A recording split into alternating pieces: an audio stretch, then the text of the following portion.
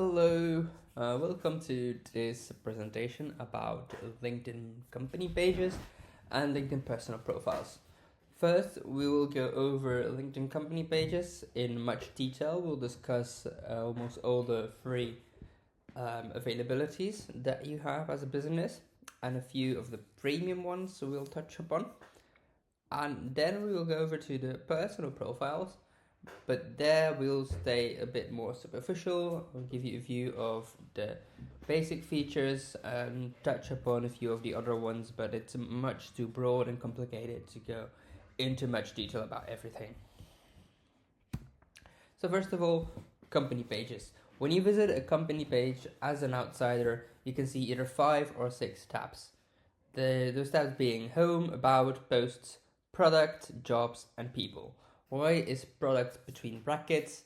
Because it's not available for every company. You need to be in a certain sector or industry for it to become available. And I will talk about this later.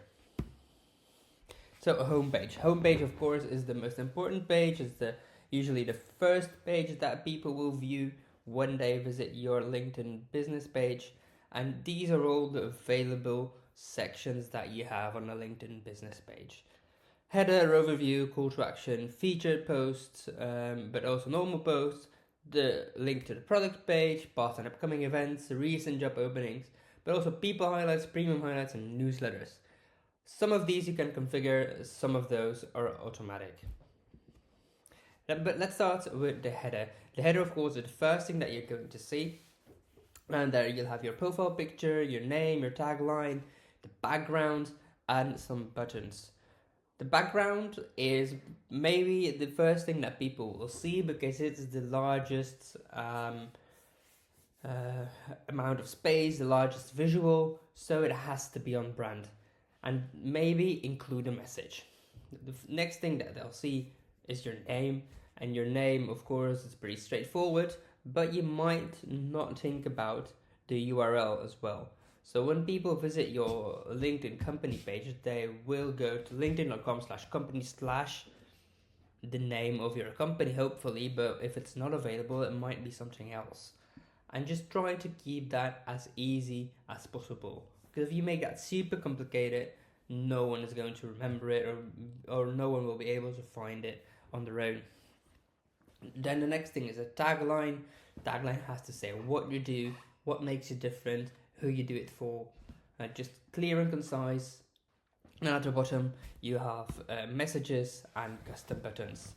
So the message button is obviously right there. The custom button would be behind these 3 dots, and it's usually visit my website. So in this example you also see the banner, the background image, which catches your attention. It says a few things about Willow.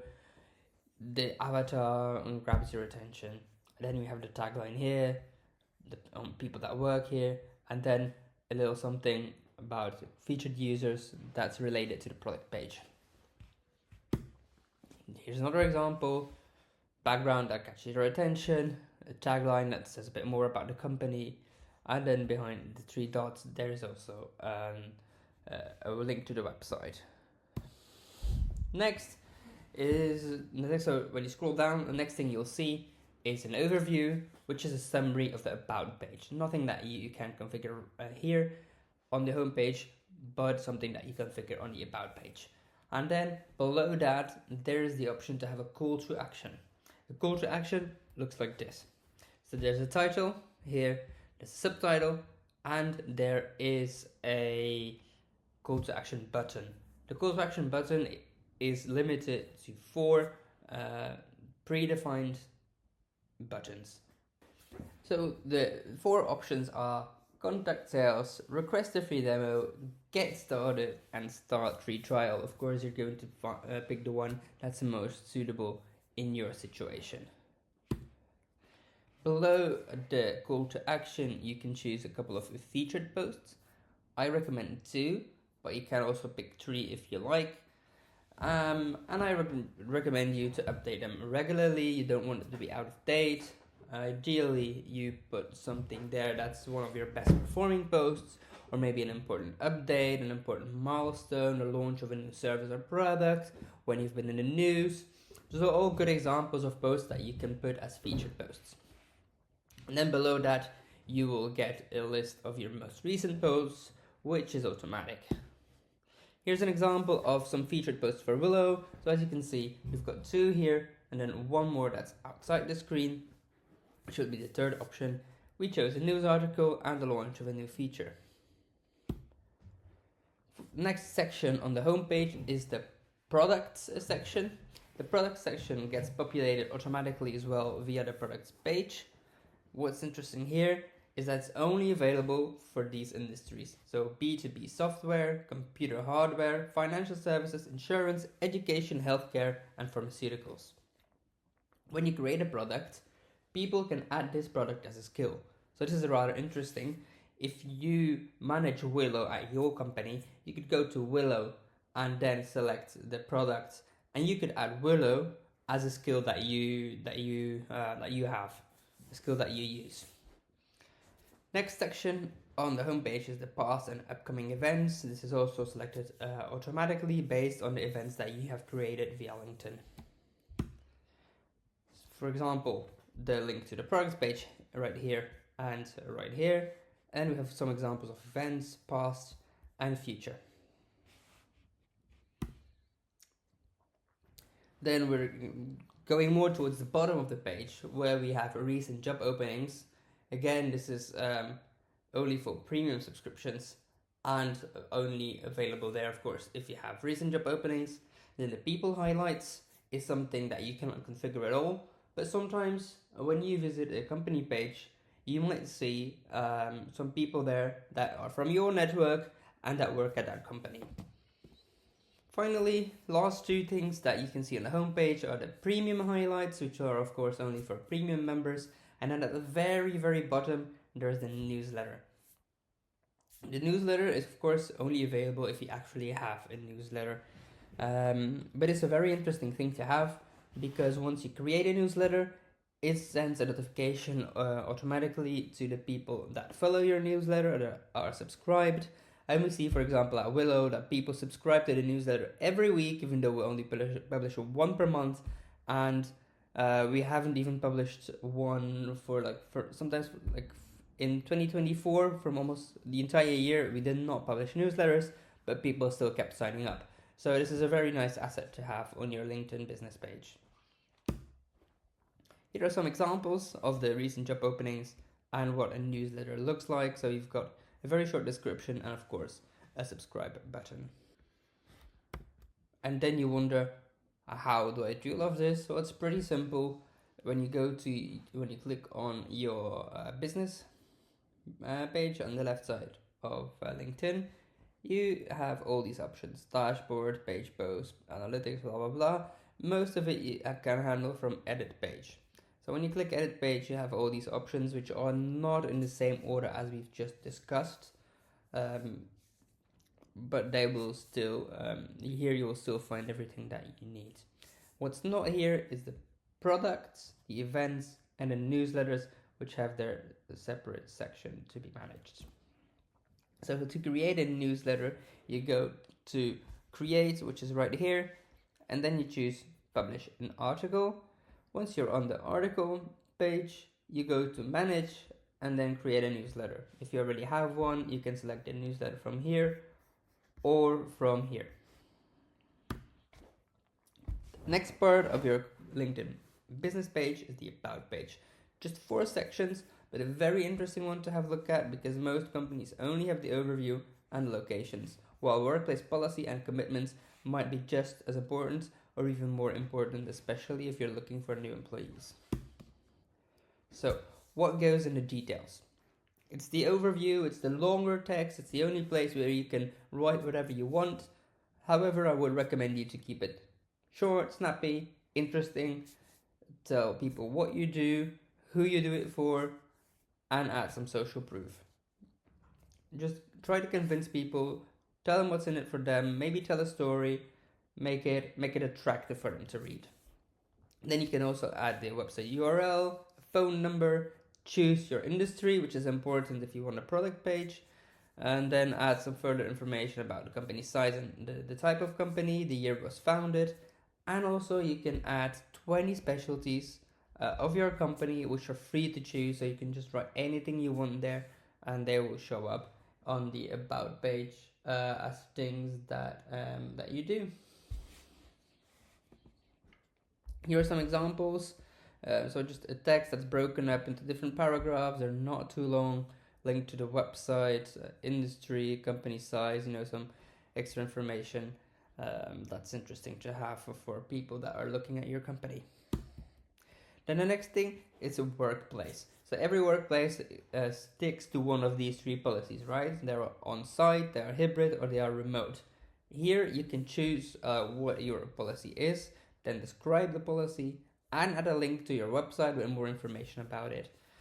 On this LinkedIn section, you can also choose the amount of times that are on-site for a hybrid situation, and add featured benefits for your chosen policy.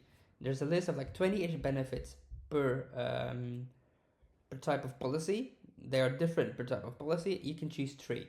For example, freedom of location, freedom of time, but also meals at work, co-working space, whatever suits your company, you can choose from that list.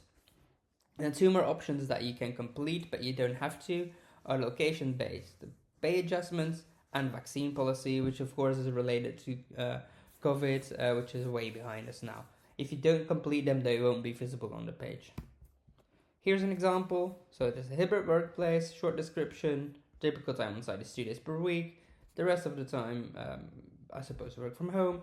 And here's a link to more information about the perks and benefits of working with this company. And then the next section in the About page are the commitments. There are 5 types of commitments. You can add 1 for each type of commitment, or at least 1. So there's the career growth and learning, diversity, equity and inclusion, environmental sustainability, social impact, and work-life balance. Whichever one you choose, you then get the chance to add a description with more information and add a link to your pledge or report. So it's some kind of proof that you need to add there to show that you're really committed to this cause. And then you can also add further resources. So as you see here, Willow has a commitment with social impact. How? Because we're a partner of Streekfonds Oost-Vlaanderen. And then here's the company pledge, which is just a link to the website with more information. Streekfonds also posted something about us recently, so maybe that's an extra resource that we could add here to this commitment section. Then the next tab that you'll see are posts. This is just a list of your recent posts, which are by default filtered as top instead of recent, which means that better ranking posts or posts with more likes, more comments will show up a bit higher, but it still takes into account recent posts. So it's a mix of what's popular, what's recent, and it goes in that order. You can also select recent, which is then perfectly chronological. But the best thing to do is to pin one post to the top, because then you can make sure that by whichever filter people choose, your pinned post will show up first. And again, this can be a new launch, this can be another milestone, this can be your most popular post, just whatever you think would benefit from sitting there. But again, remember to update it from time to time. How do you choose a pinned post? Again, you go to your company profile, you select page posts, then you go to post and you click the three dots here, and then pin to top. But mind you can only pin one post to the top of your list of posts. The next section is the product section. The product section is like a company page, like a mini version of your company page. You can add a description of your product there. You can add media, so photos, videos. You can add product highlights, which are posts from the company page that talk about this specific product. You can ask users for recommendations. You can also feature clients there. So if company X uses your services or your product, you can put company X as your featured client, and then you will see them on top of your homepage as well, as you saw with Willow, where it says like featured clients include blah blah blah. What's also interesting about the product page is that one of the very first sections is ask people about it, and then your first like level connections with a relevant skill related to that product will show up there as a sort of reference. So for Willow, for example, if you go to Willow to the product page, you'll see a list of people that have social media management or let me just double check that for a second. Social media management as a skill that you can ask about the product. It's interesting, but the problem here is that they may not actually know your service or product if they're from like a different region, for example. Then the next tab that you'll see is the jobs tab. People can turn on job alerts there, or they can get an overview of your most recent job posts. And the people tab, people just see an overview of the people that are associated with your company, but in fact this is managed from all the personal profiles. And if I decide to say that I work with company X instead of Willow, I could say that I have a working experience with company X, and then company X will show me as an associated member. That can be a problem. It's rather annoying that you can't do anything about it either, because you have to contact LinkedIn support directly to remove members or associated members from your profile. So while you can't do anything about it, I would really encourage you to contact all of your really associated members, like employees or investors or whatever, to put their association with your company there, so it shows the real people first. And that's it for company pages. So now we're going to talk a bit about the personal profiles. Personal profiles have even more options. We won't go into detail about all of them, but we'll just touch upon the most important ones.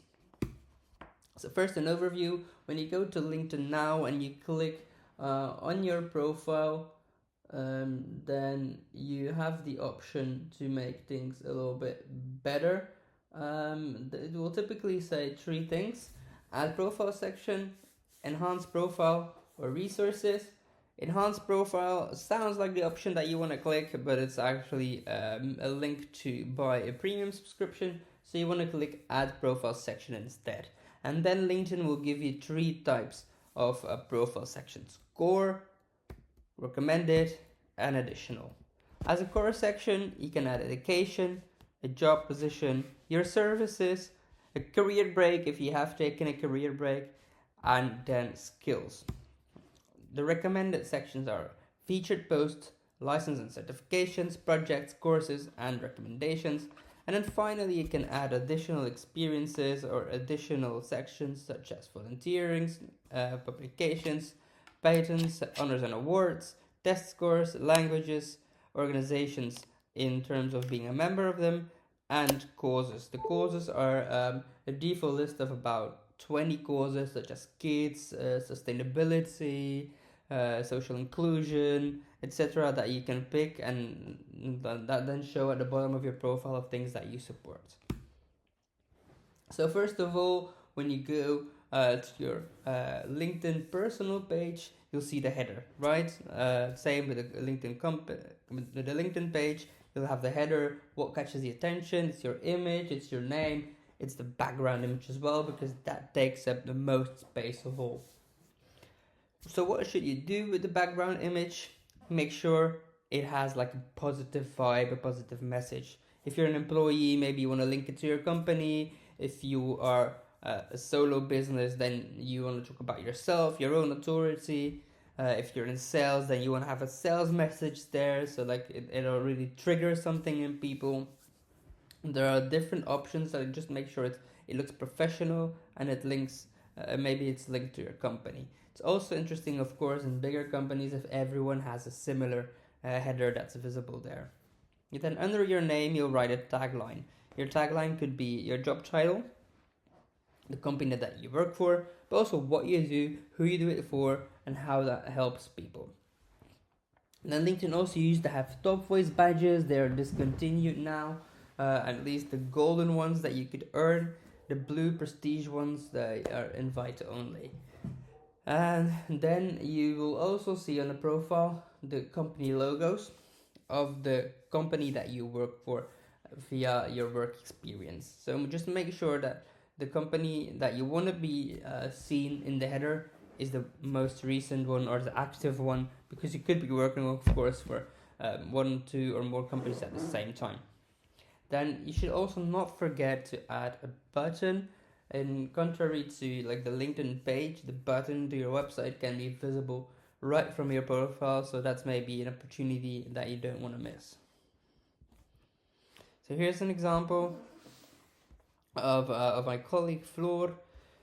She has a banner related to the company. Then here her work experience is shown here as well. And she has a tagline that says clearly what she does and for who. The next thing that you are going to write on your personal profile is your about. Same as for your company, it has to be attractive, it has to tell a story, it has to be interesting to read, but it also has to tell what you do. And as a reader, I want to know what's in it for me. So if I start reading and it's all about you, like I'm the best at this and I rock at this and blah blah blah, it's maybe not that interesting for me as a reader. But at the same time, you also want to add some proof, some examples, some cases to build that authority to make your story credible. And finally, add a call to action at the bottom, which could be, send me a message. I'm always happy to talk. Let's go for a coffee. Give me a call. Visit my website. Whatever. But it's a good idea to finish with a call to action. And then finally, you can add your 5 top skills that are selected from a list of available skills on LinkedIn. So here's an example of Ludwig, our CEO, who tells a little bit of his story, which creates his credibility. And then the next thing you can choose are your services.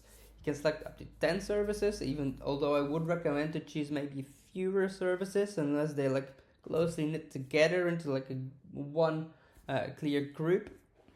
And then you can also write a little bit about your services, but this has to be client-centric, not self-centric. And apart from that, you can then select your work location, add pricing if it's applicable, although if you're an employee, that's probably not applicable. But if you're a one-person business, it's definitely very interesting to have it there. And then you can add up to 8 media files, which talk about your experiences. It's like a portfolio. And so those could be images, PDFs, videos that tell your story or that tell your company's story. Finally, you can also request reviews from past clients in this section. So here's an example of the featured posts. The featured posts go below the services. Here's a good use of the featured section because it has 3 featured posts. And they are linking to different things. So we've got a very popular post here, which kind of like builds the credibility. But then he also uses it to link to his podcast and to link to his company's website. So this is a very good place to link to articles, blogs. Same here, link to a book, link to an article, link to popular posts. Because the featured post takes up a lot of space. It's a big image, it's so clickable, it's like the biggest link button that you will be able to put on LinkedIn. Then the next thing people will see is your experience, it's where you work. And as you can see from these 2 examples, it's very interesting to put extra information here. Both of the profiles I selected here are CEO profiles, so they're of course going to sell their company here in a description. But if you're an employee, you can also use this to talk about your own experience, to talk about the things that you do for the company, and kind of sell yourself a little bit more. Then further down, we have more sections such as licenses and certifications.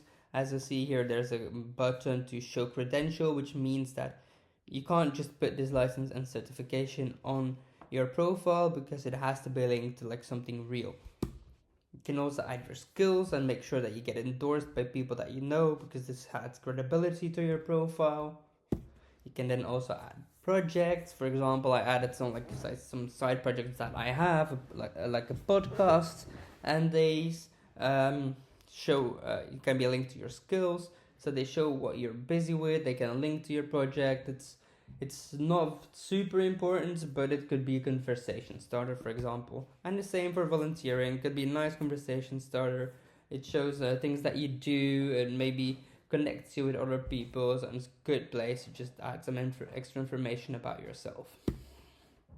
Finally, or almost finally, you can add publications such as a book or an article and then link to them again. And that's it's actually for the presentation. So it was finally. I hope this was super interesting. Of course, as I said, we didn't go into super much detail about the personal pages. If you would still like to do that, let us know, and then maybe we can prepare a new session that goes like much deeper, like a real deep dive into personal LinkedIn profiles. Thank you very much for watching and have an amazing day.